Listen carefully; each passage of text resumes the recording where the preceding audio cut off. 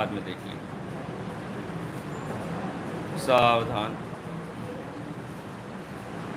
जय श्री ओम नमः सिद्धेभ्यो।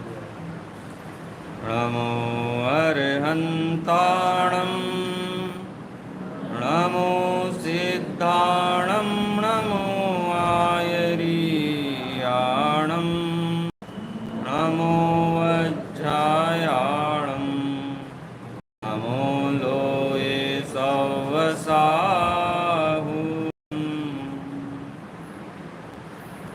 इन्दसदवन्द्याणं त्रिभुवनहितमधुरविशदवक्काणम् अन्तातीतगुणाणं नमो जिणाणं जितभवाणं नमः श्रीवर्धमानाय निर्धूतकलिलात्मने सालोकानां त्रिलोकानां यद्विद्यादर्पणायते। चलिए वैसे ही करिए, बस बस तो आवाज़ बुलंद हो जाएगी। हाँ ठीक है। निर्विचिकित्सा अंग के अंतर्गत हमारी चर्चा चल रही थी। मुनि तन मलिन न देख गिनावे, कि जो सम्यक दृष्टि जीव हैं वो मुनि के मलिन तन को देख कर के भी उनके अंदर घृणा जागृत नहीं होती, किसी भी प्रकार की विचिकित्सा उत्पन्न नहीं होती। विचिकित्सा का न होना निर्विचिकित्सा कहलाता है। थोड़ा सुन कर के हमको ऐसा लगता होगा कि जब 12 भावनाओं में असुचि भावना की चर्चा करते हैं तब शरीर को कितना जुगुप्सामयी कहा जाता है। नव द्वार बहें घिनकारी, अस देह करे किम यारी। हैं दिपे चाम चादर मणि, हाड़ पींजरा देह, भीतर यासम जगत में और नहीं घिनगे। बात समझ में नहीं आती हमारे तो हैं। 12 भावनाओं में असुचि भावना की चर्चा करते हैं तो कहते हैं कि शरीर से अपवित्र वस्तु कोई नहीं है जगत में।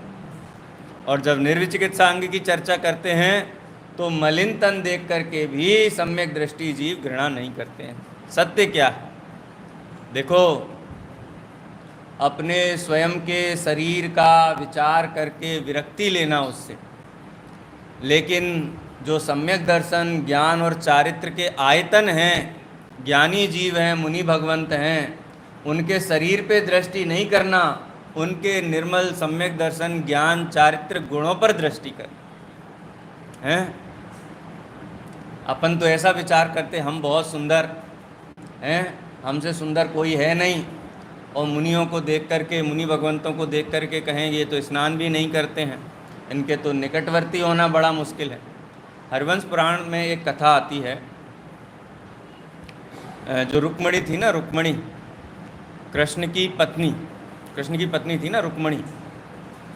भगवान नेमिनाथ के समोसरण में ये प्रश्न वहाँ पे आया कि रुक्मणी कब मुक्त अवस्था को प्राप्त होंगी और स्त्री पर्याय में ये क्यों है।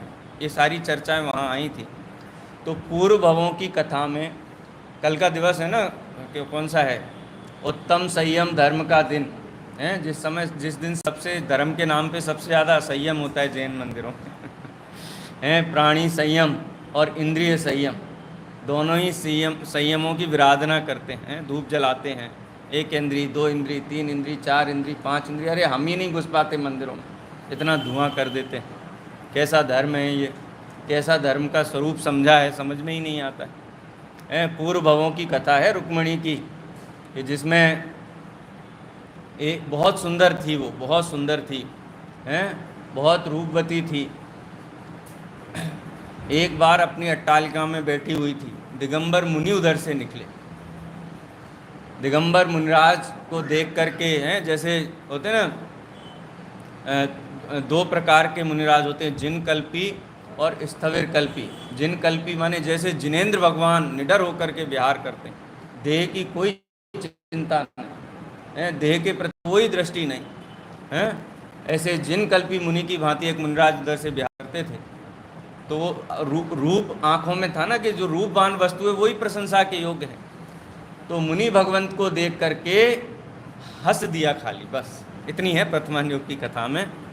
हंस दिया, हंसी आ गई एकदम। होता है ना किसी को देख करके, हैं, किसी का अंग भंग देख करके, किसी की मुख मुद्रा देख करके, हैं, किसी के शरीर की विकृति देख करके हास्य उत्पन्न हो जाना, बस हंस दी, बस इतना हुआ।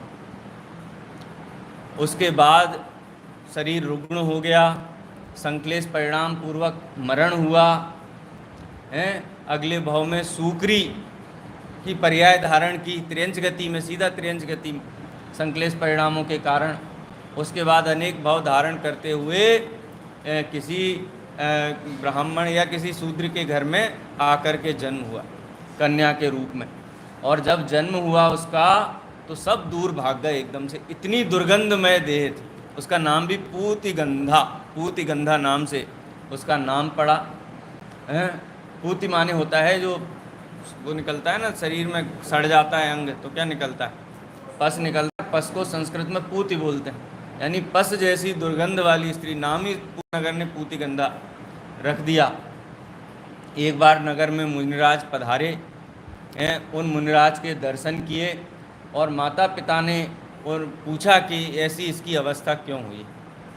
तब उसको अवस्था का ज्ञान कराया, उसको क्षोभ हुआ, अपने पूर्व भवों के किस भाव में किए गए परिणामों का क्षोभ हुआ। सदाचार में उसने जीवन व्यतीत किया, फिर उद्देवादी गति हुई, फिर धीरे धीरे धीरे धीरे सुधार होते हुए रुक्मणी के भव तक पहुँची। खैर वो हरिवंश पुराण की कथा है, लेकिन इस कथा में एक बात समझने लायक है, बहुत महत्वपूर्ण बात है। कितनी देर के लिए हंसी आई थी हैं? देख करके हंसी आ गई बस। बोलो हमारे जीवन में ऐसा होता है कि नहीं होता है? किसी को देख करके हंसी आए, हंसी छूट जाए एकदम से, उसका तिरस्कार के भाव से हंसी आ जाए। मुनि भगवंत को यदि आप कर्णन योग की दृष्टि से देखो ना, तो एक समय में, समय किसे कहते हैं? जो ये व्यवहार काल है ना, सेकंड, मिनट, घंटा, घड़ी, इसका इतना सूक्ष्मतम भाग, माइन्यूटेस्ट पार्ट, जिसको फर्दर दो में डिवाइड ना किया जा सके, उसको कहते हैं एक समय। एक सेकंड में भी असंख्यात समय होता है अरे ये जैन दर्शन की गणना छोड़ो, साइंटिफिक गणना में भी एक सेकंड में बहुत सारे नैनो सेकंड होते हैं। नैनो सेकंड के भी पार्ट होते हैं। अभी तक वो अविभागी अंश तक नहीं पहुंच पाए। वो अविभागी अंश में होने वाले जीव के उत्पाद, व्यय, द्रव्यमय परिणाम, वो एक परिणाम की काउंटिंग होती है। उस एक समय में उद्गल द्रव्य कारमाण वर्गणा रूप होकर के असंख्यात कारमाण वर्गणाएं आकर के चिपकती हैं। कितने टाइम में? एक समय में। एक समय में कितने काल तक के लिए चिपक सकती, कितने काल तक जीव के साथ रह सकती, कितने काल तक उनका उदय आ सकता है, आपको पता है? 70 कोड़ा कोड़ी सागर तक यदि दर्शन मोहनी है तो चारित्र मोहनी है तो 40 कोड़ा कोड़ी सागर तक उसका उदय आ सकता है। जो अन्य प्रकृतियां हैं वेदनी आदि 30 कोड़ा सागर तक उनका उदय आ सकता है। अभी बांधी हैं, अंतर मुहूर्त काल बाद उनका आबादा काल पूरा हो जाएगा और वहां से उदय आना प्रारंभ हो जाए मान लो, और कब तक उदय आता रहेगा? ये तो आपको कर्म पद्धति समझनी पड़ेगी, कैसे निषेक रचना होती है, कैसे एक समय प्रबद्ध परमाणु आते हैं। बेंसरी बहन ये फरमाती थी, बांधा हुआ कर्म यदि उदय में ना आए तो 14 राजू ब्रह्मांड को शून्य होना पड़े। सुना होगा अशोक भाई नहीं है? ठीक है ना? स्वास्थ्य वगैरह सब अनुकूल है ना? विनोद भाई भी नहीं दिखाई दे रहे, तबीयत ठीक नहीं हो। क्या कहा? एक समय में बांधा गया कर्म कितने काल तक उदय में आता है?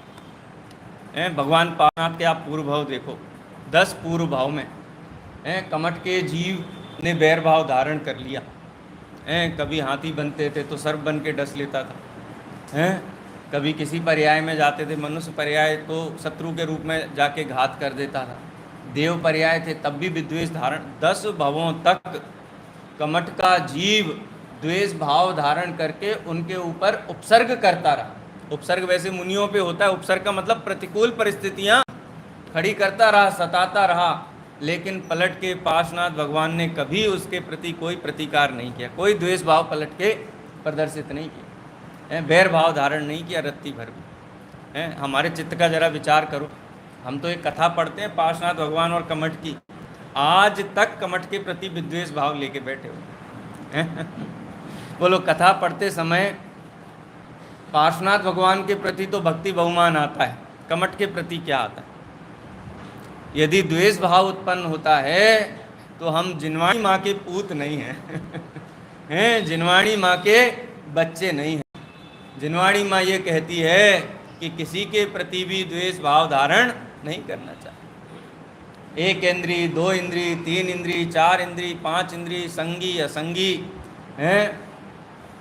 उच्च गोत्र वाला हो, नीच गोत्र वाला हो, उत्तम सहनन वाला हो, निम्न सहनन वाला हो, उत्तम संस्थान वाला हो, निम्न संस्थान वाला हो, सुस्वर वाला हो, दुस्वर वाला हो, किसी भी प्रकार का हो, सुभग हो, दुर्भग हो, कैसा भी हो, किसी के प्रति भी द्वेष भाव धारण नहीं करना चाहिए। पार्श्वनाथ भगवान ने तो द्वेष भाव धारण नहीं किया और हम कर लेते हैं, उस कथा में ही कर लेते हैं, और आज तक किए हुए हैं, जबकि वो संवर नाम के देव की पर्याय में ही समकिति हो चुका है, और समकिति हुआ है माने भव्य जीव है और अल्पकाल में मोक्ष जाने वाला जीव है। बोलो, एक समय में बांधा हुआ कारमाण वर्गणा कितने काल तक उदय में आता। खैर, इस दृष्टांत से मैं ये कहना चाहता था कि 10 भवों तक पार्श्वनाथ भगवान के जीव ने प्रतिकार नहीं किया, द्वेष भाव धारण नहीं किया, लेकिन फिर भी जब जैनेश्वरी दीक्षा लेकर के छपक से मारते थे, कितना घनघोर उपसर्ग हुआ है।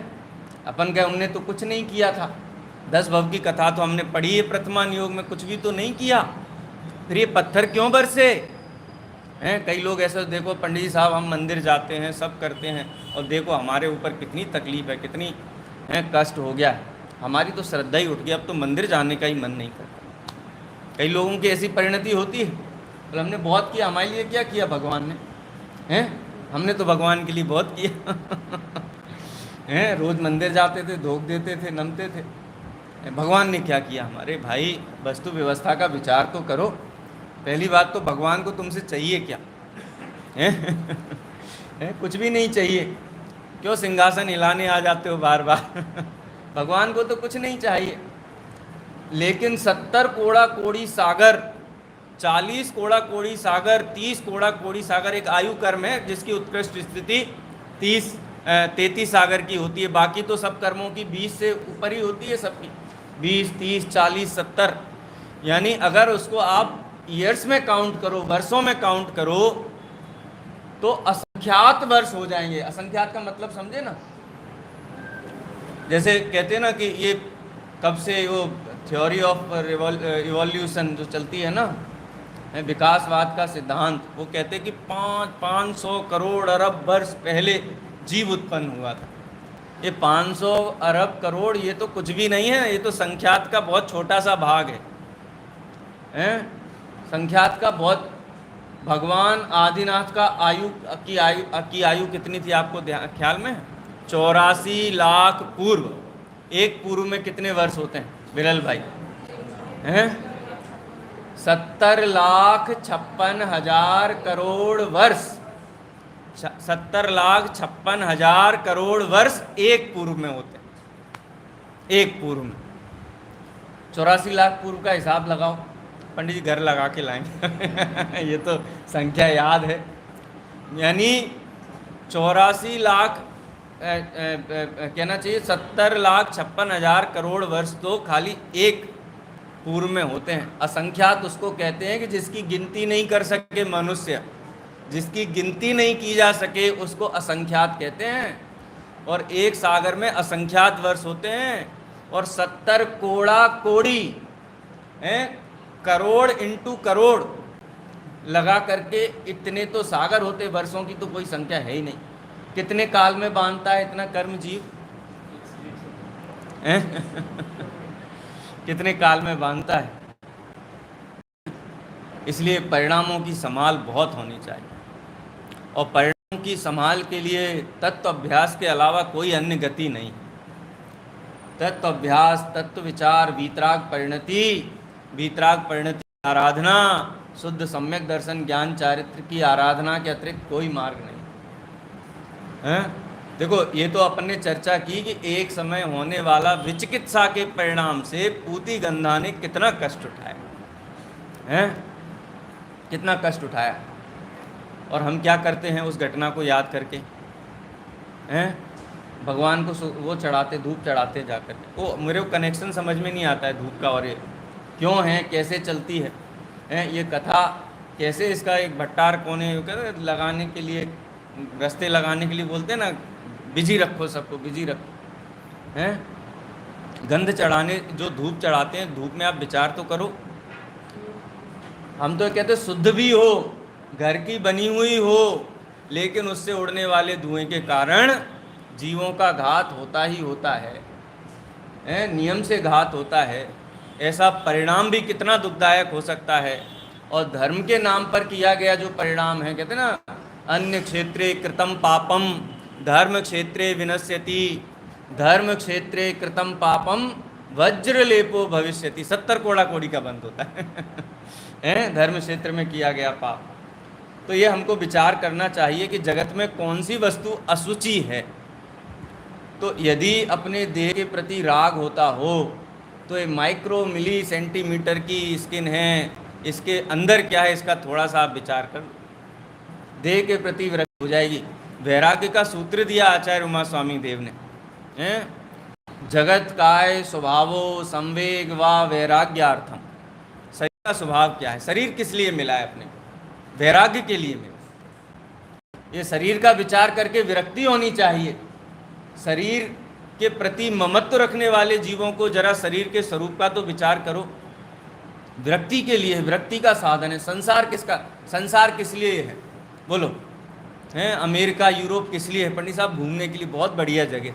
अरे भाई, संसार वैराग्य का निमित्त है। संसार का स्वरूप विचार करने पर वैराग्य आना चाहिए, हैं? 14 राजो तंग नभ लोक पुरुष संठान, क्या विचार आना चाहिए?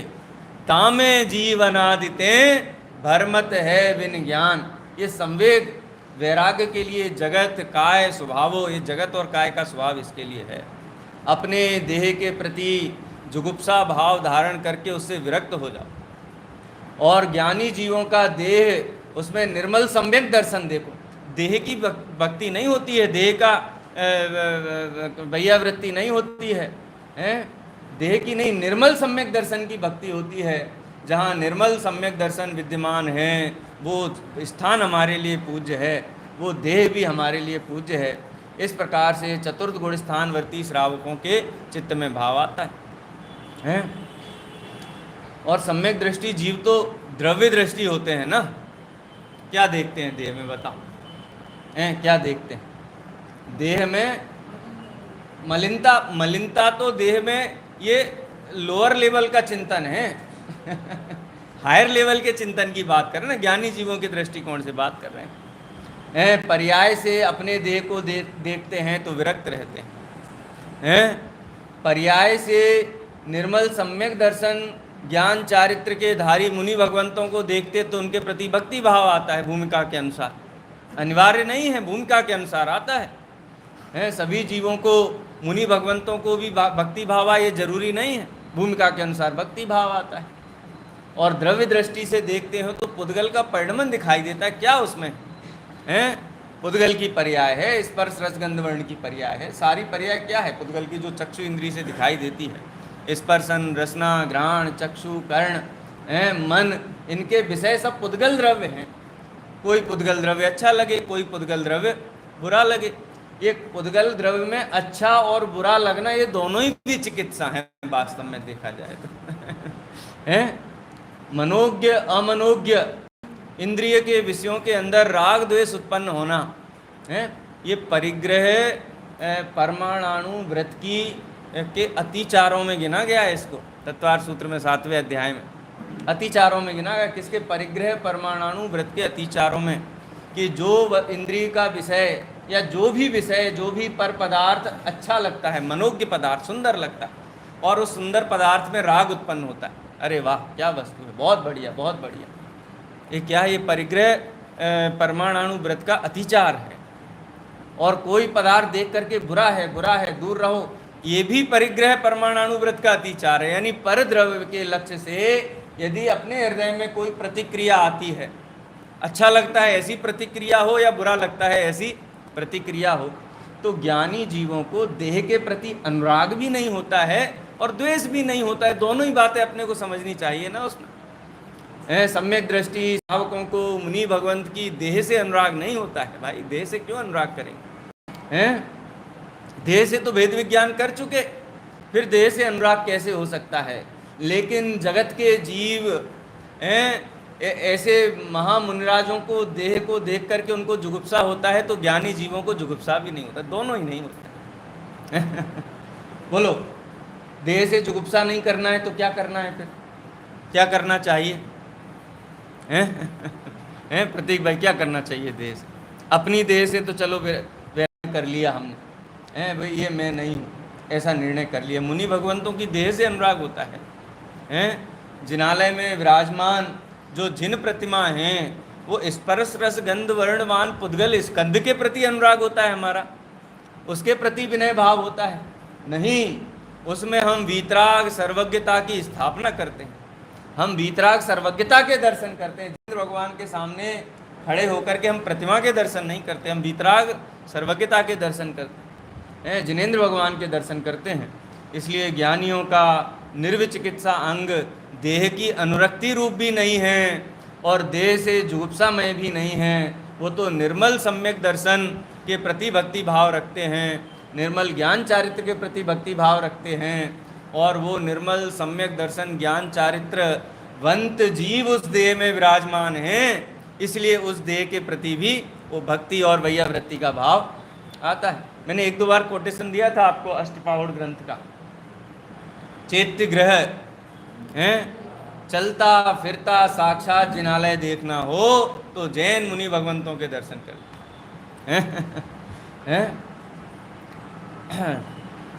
सुह दुखम बंद मोक्षम चेयम बंद सुह दुखम बंद मोक्षम अपणो अप्पा। ये 9वें नंबर की गाथा है भाव पाहुड़ की। उसमें कहते हैं कि जो सुख दुख वाला बंधन मुक्ति को प्राप्त होने वाला अपणम आत्मा है वही चेयम, वही चैत्य है। कहाँ ढूंढते हो चैत्य? हैं, साक्षात चैत्य है ये भगवान आत्मा। ज्ञान दर्शन अनंत गुणों का साम्राज्य इस आत्मा के पास है, इससे अधिक कोई सामर्थ्यवान नहीं है हमारे लिए। हमारे लिए कौन सामर्थ्यवान? हमारे लिए तो शुद्धात्म और पंच गुरु जग में शरणा दो, एक आत्मा ही सर्वोत्कृष्ट है। ये चैत्य है, ये चैत्य है, द्रव्य स्वभाव चैत्य है। इस चैत्य की तरफ झुके बिना निर्मल सम्यक दर्शन ज्ञान चारित्र नहीं होते हैं। ये चैत्य है, और जो परिणति में निर्मल सम्यक दर्शन ज्ञान चारित्र धारण किए हुए हैं ऐसे मुनिराज, वो व्यवहार से चैत्य है, निश्चय से चैत्य तो ये है अपना आत्मा। निर्मल सम्यक दर्शन ज्ञान चारित्र रत्नत्रय के धारी मुनिराज व्यवहार से चैत्य हैं, उनकी वंदना व्यवहार से होती है, लेकिन शुद्धात्मा की निश्चय से होती है। और ऐसे निर्मल सम्यक दर्शन ज्ञान चारित्र के धारी जो जीव जिस देह में विराजमान होते हैं उसको चैत्य ग्रह कहते हैं। वादिराज मुनिराज का कुष्ठ से ग्रसित शरीर भी ज्ञानी जीवों के लिए चैत्य ग्रह है, मंदिर के समान पवित्र है। ये देखो अद्भुत जैन शासन है। गुणों की पूजा होती है यहाँ पे, यहाँ देह की पूजा नहीं होती है, सुंदरता की पूजा नहीं होती है। अरे हम जब समो शरण का वो पढ़ते हैं ना, तो सबसे पहला जो कोट पर कोटा बना हुआ है विभिन्न प्रकार की मणियों से मंडित, ऐसा पहला परकोटा, क्या धूली कौन सी भूमि बोलते हैं, तो सुन करके ऐसा लगता है कि एक बार जाके देखे तो भाई हैं कैसे रत्न जड़ित होता होगा। स्वर्ण की दीवारें, रत्नमयी दीवारें हैं, चैत्य भूमियाँ, और कितने ही वहाँ सरोवर हैं, 6 ऋतुओं के फल फलते हैं, बहुत सुकाल है, सुंदर वातावरण है। अरे एसी में भी आपको क्या लगता होगा, इतना सुंदर वातावरण है, निर्जंतुक निर्बाधक निरंतराय वातावरण। वहाँ मन में क्या भाव जागृत होता है? हैं? निदान बंद करते हैं खाली। बोलो, निदान बंद के अलावा क्या होता है? 3 लोक का स्वरूप के लिए पढ़ना था, तामे जीव अनादिते भरमत है बिन ज्ञान। और करते क्या हैं? मनोज्ञ अमनोज्ञ इंद्रिय विषयों में राग और द्वेष करते हैं, यानी परिग्रह की भावना को हम करते हैं, निदान बंद करते हैं। अरे जिनेंद्र भगवान के मंदिर में आकर के कोई स्वर्ण मुकुट जड़ित मुकुट देख करके पाप का बंद करता है, कोई जिनेंद्र भगवान की वितरागी मुख मुद्रा देख करके पुण्य का बंद करता है, और कोई जीव अंतर्मुख मुद्रा जिनेंद्र भगवान की छवि देख करके अंतर्मुख हो जाता है, मोक्ष का द्वार खोल लेता है। सब काम होते हैं निमित्त, इसीलिए तो अकिंचित कर है। निमित्त से कार्य नहीं होता है, कार्य तो उपादानगत योग्यता से ही होता है। इसलिए हमको ये विचार करना चाहिए कि किसी भी पदार्थ के प्रति द्रव्य दृष्टि रखिए। जैसे आत्मा के प्रति द्रव्य दृष्टि का उपदेश है ना शास्त्र में, ऐसे पुद्गल के प्रति भी द्रव्य दृष्टि का उपदेश है। पुद्गल परमाणु, किस पुद्गल परमाणु पे आकर्षण करना चाहिए बताओ? विरल भाई, कौन सा पुद्गल परमाणु अच्छा है? अरे भाई, सब एक जैसे हैं। एक एक पुद्गल परमाणु स्पर्श रसगंध वर्ण वाला ही है, कोई चेतन वाला नहीं है। किसी में गति हेतु तो स्थिति हेतु तो कोई विचित्र नहीं है जगत में कुछ भी वस्तु। सभी वस्तुएं अपनी ईश्वर हैं। सोचो, विचार करो ज्ञानी जीवों की परिणति का। दुर्गंधमय देह का एक एक परमाणु अपना ईश्वर है। गुरुदेव श्री फरमाते थे ना, एक एक परमाणु ईश्वर है, अपना अपना ईश्वर है। वो स्वयं का होगा, हम अपने हैं। एक एक परमाणु ईश्वर। क्यों ईश्वर किसे कहते हैं?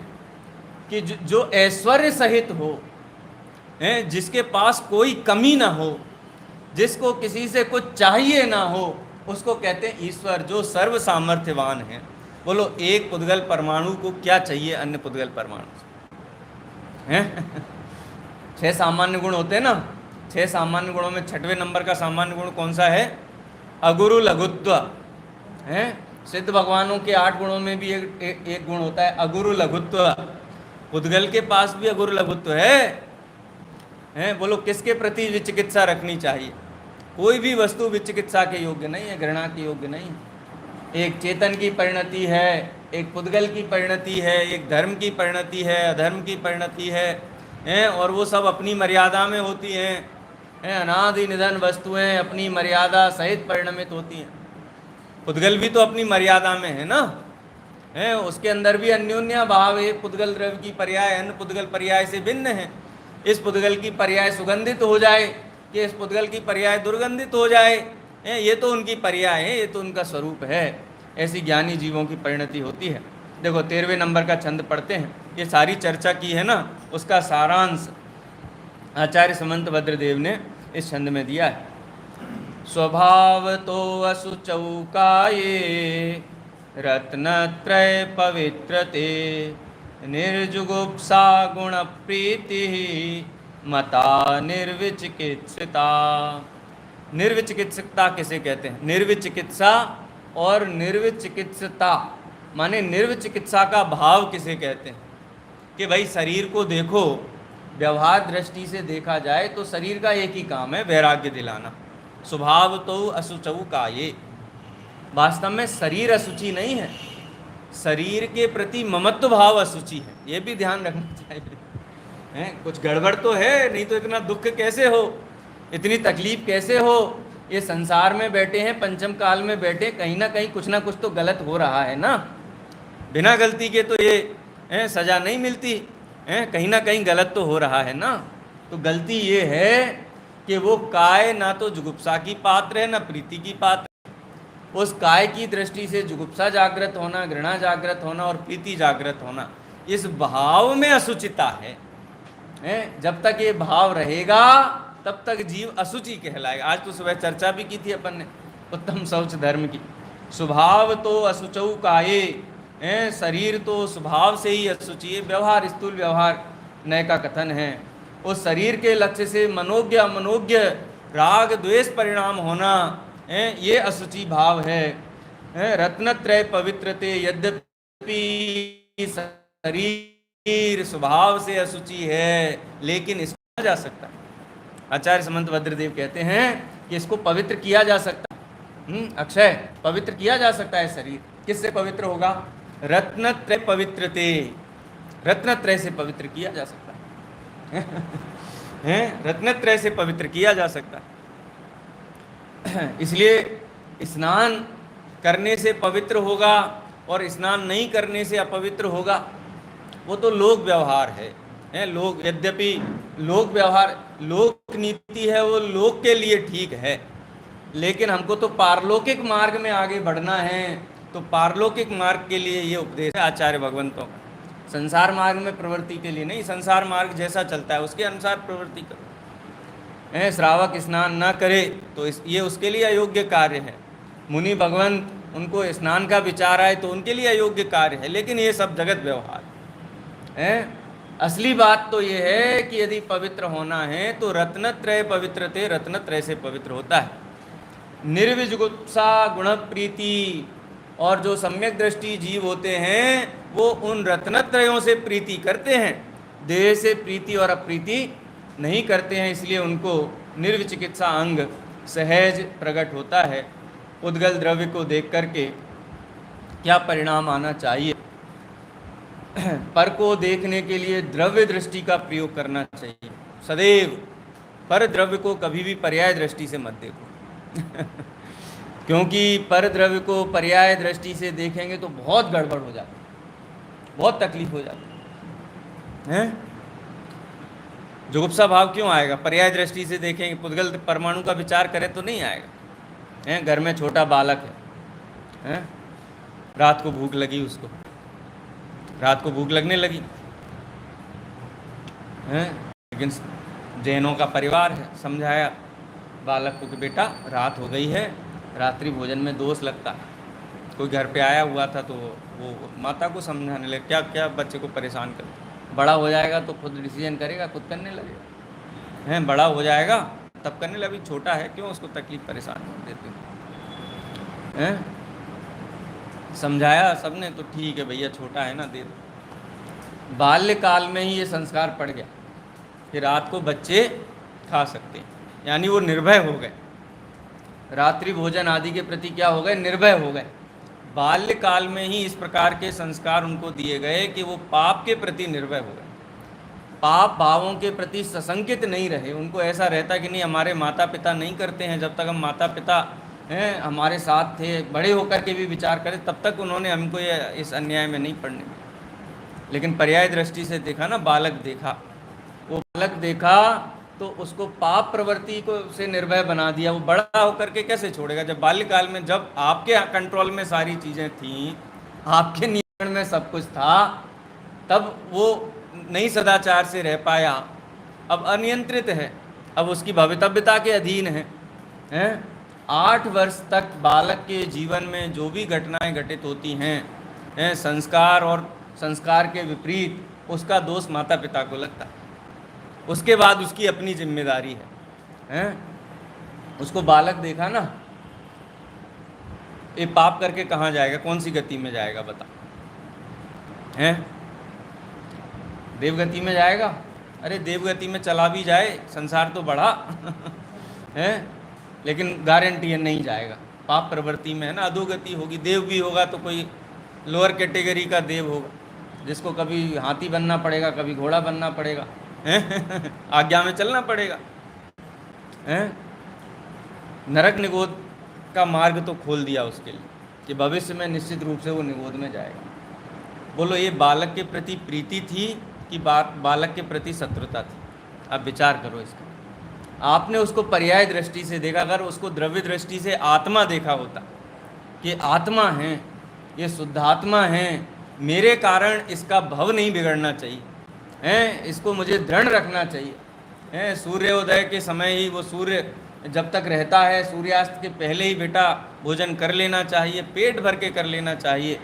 रात्रि भोजन का जीवन में प्रसंग ही नहीं बने, ऐसे मार्ग पे ही नहीं चलना चाहिए। लेकिन जब उसको पर्याय दृष्टि से देखा तो उसको पाप के मार्ग में लगा दिया। द्रव्य दृष्टि से देखा हो तो ऐसा परिणाम आ सकता है। बालक को भगवान देखें, चलती हुई चींटी को गुरुदेव श्री हैं, सोनगढ़ में वो नीम के पेड़ से फूल झड़ते थे, हैं, सावधान करते थे, भाई जरा देख के चलो, हैं, हैं, द्रव्य दृष्टि से देखते थे ना। द्रव्य दृष्टि से देखने पर दया सहज पलती, और क्षुद्र देखने पर, दीनहीन देखने पर, पर्याय दृष्टि से देखने पर क्या होगा? दया पलेगी, सदाचार भी नहीं पलेगा। हैं, कोई व्यापारी है, वो व्यापारी यदि अपने ग्राहक को, वो परवश भी है, अगर उसको शुद्धात्मा देखे, द्रव्य दृष्टि से ठगने का भाव आएगा? हैं, लेकिन वो छोटा है ना, व्यापारी है, मोनोपोलाइज्ड बिजनेस है मेरा, हैं, उसके पास आज पैसा नहीं है, मेरे से ही माल लेगा, दुगना चौगना जो दूंगा लेकर के जाएगा, हैं, उसको छोटा देखा, हीन देखा, तो पाप का परिणाम आता है, पाप के परिणाम से बंद होता है। ज्ञानी जीवों को पर द्रव्य द्रव्य दृष्टि से देखने का भाव आता है। यदि पर्याय दृष्टि का भी प्रयोग करते हैं तो अपनी वर्तमान परिणति के लिए करते हैं, सुधार करने के लिए, हैं, व्यवहार ने ये बताता है क्या करना है, हैं, हम किस भूमिका में हैं, हम में क्या कमजोरी, ये सब व्यवहार नहीं दिखाता है, पर्याय दिखाती है। पर्याय आर्थिक नय का प्रयोग ज्ञानी इसलिए करते हैं कि अपनी कमजोरी का भान हो सके, लेकिन किसी भी अन्य पदार्थ को पर्याय दृष्टि से नहीं देखते हैं। गुरुदेव श्री का तो सूत्र वाक्य है, किसी को भी पर्याय दृष्टि से देखा हो तो क्षमा करना, क्षमापना करते हैं। इसलिए ज्ञानी जीवों का जीवन अद्भुत होता है, उनकी दृष्टि अद्भुत होती है, उनको द्रव्य दृष्टि होती है जीव के प्रति भी और पुद्गल के प्रति, इसलिए विचिकित्सा का भाव नहीं होता है। इतना नहीं है कि मुनि तन मलिन देख न देख गिनावे। अरे जगत की कोई भी वस्तु को देख करके जो उपसा नहीं करते हैं, किसी भी वस्तु को सब यदि करें तो फिर 6 द्रव्य का निर्णय कैसा? प्रत्येक द्रव्य को द्रव्य दृष्टि से देखते हैं, उसकी परिणति को पहचानते हैं। भगवान के समोसरण का वर्णन भी पढ़ते हैं तो भीतरागी सर्वज्ञ भगवान का ही स्मरण करते हैं, वहाँ पे मणि स्वर्ण और कंचन उनका स्मरण नहीं करते, इसलिए सहज पलता है। यदि देह के प्रति राग है तो असुचि भावना भानी चाहिए, देह से ममत्व छूटे बिना वस्तु की व्यवस्था समझने का भाव नहीं आता है, और जब वस्तु की व्यवस्था समझ में आ जाए तो किसी भी वस्तु के प्रति मनोज्ञता और अमनोज्ञता का, राग और द्वेष का परिणाम नहीं आता है। ऐसा ज्ञानी जीवों का सहज जीवन होता है। कितने अंग हुए? निसंकित, निकांक्षित और निर्विचिकित्सा। इन 3 अंगों की हमने चर्चा की, और इस चर्चा का केंद्र बिंदु एक ही है हमारा। क्या केंद्र बिंदु है? कि सम्यक दर्शन होने पर ये सहज होते हैं, ये ना हो ऐसा संभव ही नहीं है। बोलो, कोई स्त्री जब माता बनती है तो माता बनने के पूर्व कौन से यूनिवर्सिटी में माता बनने का कोर्स करती है? चलती है यूनिवर्सिटी हैं, बच्चे को कैसे उठाना है, कैसे रखना है, कैसे उसका पालन पोषण करना है, सम्यक आया कि नहीं? सम्यक है ना? नहीं आया आज। हेत स्कूल में कोर्स चलता है कोई, कैसे बच्चों को पालना है, कैसे उठाना है, रखना है, बोलो, लेकिन साधारण कार्य नहीं है, बहुत कष्ट का काम है। एक बालक का लालन पालन पोषण करना, दूसरे का बच्चे का करके देख लो तो समझ में आ जाएगा, अपने बच्चे का नहीं पता चलता है। दूसरे का बालक दिन में 8 घंटे भी घर पे रह जाए तो सर दुखने लगता है, शांति से बैठा रहे तो भी सर दुखने लगता है। लेकिन अपना बालक है तो रात भर 24 घंटे नींद भी नहीं आए और बालक की तबीयत ठीक नहीं हो तो माता को चैन नहीं आता है। कहाँ पे ये कोर्स किया है? किस यूनिवर्सिटी में किया है? सहज होता है, सहज होता है, उसका अभिनय नहीं करना पड़ता है, ये मातृत्व भाव सहज जागृत होता है। ऐसा ही ये इन 8 अंगों के प्रति मातृत्व भाव ज्ञानी सम्यक दृष्टि जीव को सहज जागृत होता है। विरोध वहाँ दिखाई नहीं देता है, बोझा नहीं होता है, मुनि भगवंतों को देख करके पीठ घुमा ले, नज़र घुमा ले, ऐसा ज्ञानी जीवों के जीवन में नहीं होता है। चौथा अंग है अमूढ़ दृष्टि अंग। अमूढ़ दृष्टि, मूढ़, मूढ़ माने क्या होता है? मूर्ख, हैं? संस्कृत का शब्द है ना मूढ़। मूढ़ माने मूर्ख। ज्ञानी जीवों की दृष्टि कैसी होती है, श्रद्धान कैसा होता है, अमूढ़ होता है। उनके जीवन में कोई मूर्खता नहीं होती, सीधा अपन देसी भाषा में कहें तो। हैं? मूर्खता का मतलब क्या कि फलानी फलानी जगह जाएंगे, हैं, दर्शन करेंगे, हैं, वहाँ पे कोई मनौती मांगेंगे और वो क्या खाएंगे, सुखड़ी खाएंगे हैं, और थोड़ी सी घर लेकर के भी आएंगे। हैं, लेकर के आ सकते कि नहीं आ सकते? हैं प्रतीक भाई, लेकर नहीं आ सकते, क्यों? हैं, कैसा मूर्खता का साम्राज्य है। भगवान के पास जाएंगे, भगवान प्रसन्न हो जाएंगे तो हमको ये देंगे। हैं, वहाँ जाएंगे, महावीर जी जाएंगे और महावीर जी में भगवान की वेदी के पीछे उल्टा साथिया बना के आएंगे। क्या स्वस्तिक उल्टा क्यों बनाते हैं अपूर्व भाई? अपूर्व भाई कहते हैं मेरे को नहीं खबर क्यों बनाते हैं, अच्छा है खबर नहीं है तो हैं, उल्टा साथिया बना के आएंगे। क्यों?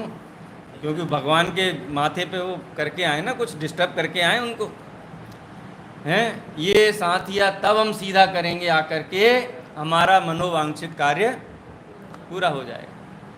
हैं, पुत्र की कामना में जाते हैं महावीर जी, बेचारे बाल ब्रह्मचारी भगवान महावीर हैं। ये एक कैसी वृत्ति है, इसको कहते हैं आचार्य देव मूढ़ दृष्टि, मूर्खतापूर्ण कार्य, मूर्खतापूर्ण दृष्टि इसको बोलते हैं। आचार्य अमित गति कहते हैं, स्वयं किए जो कर्म शुभाशुभ फल निश्चय ही वे देते, करे आप फल दे अन्य तो स्वयं किए निष्फल होते। अरे कोई साधारण सा विद्यार्थी किसी कक्षा का ये कहे कि भाई अपन पढ़ो या मत पढ़ो, अंक तो मास्टर साहब ही देंगे। हैं, टीचर को जितना अच्छा लगेगा उतना अंक देंगे। हैं, आप पढ़ो या मत पढ़ो चलेगा?